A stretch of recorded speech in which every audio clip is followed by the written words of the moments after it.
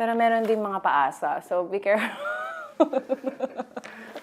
Maraming malalandi. Charot! Hello mga kapuso, ako po si Kari Padilla at may nagpadala po ng love letter sa atin. So, basahin po natin and if kaya, bigyan natin ng advice.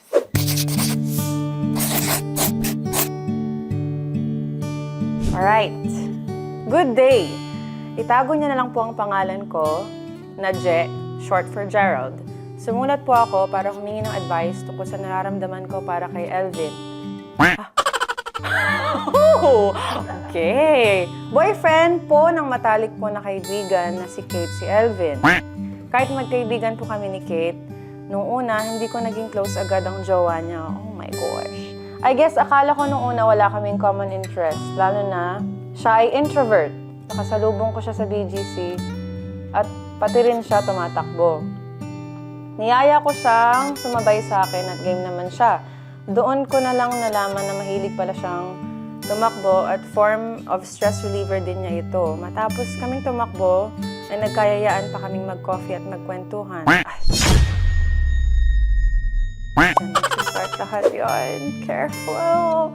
Naulit pa ng ilang beses, magkasabay kaming tumakbo. Dito napansin ko na tila, may kakaiba na akong nararamdaman. Opo, bisexual ako. Pero hindi ko maintindihan ang nararamdaman ko sa boyfriend ni Kate.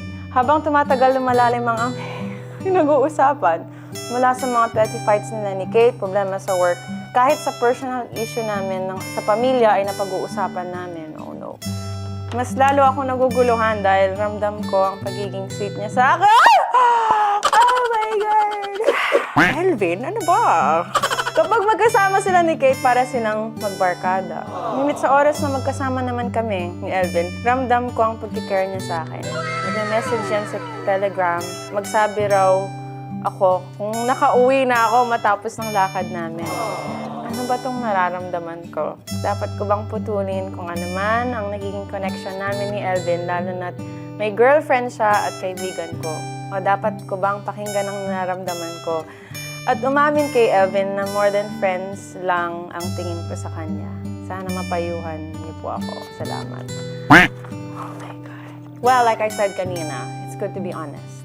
Baka sa pag-deny mo ng feelings mo, mapunta yan sa may magawa kayo behind Kate's back. So, it's better to be honest. But you have to be ready for the consequences. Baka hindi matanggap ni Kate ng maayos. Kasi nagpapakita din ng matibo si Elvin eh. So, pero meron din mga paasa. So, be careful. Maraming malalandi. Charot!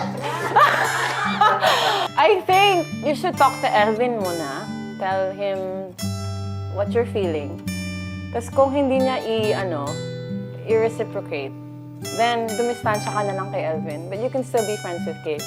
Pero kung may nararamdaman na rin si Elvin sa'yo at umamin naman siya, you should both tell Kate before siya dumating sa, cheating or whatever. Kasi wala pa naman kayong ginagawang masama talaga. It's just, it's just forming. Pero yun nga, kailangan niyo maging honest. Para lang maiwasan na may masaktan. But you also have to be ready na baka hindi na kayo maging friends ni Kate after yung maging honest sa kanya. But kailangan niyo na tanggapin yan. So, yun lang po!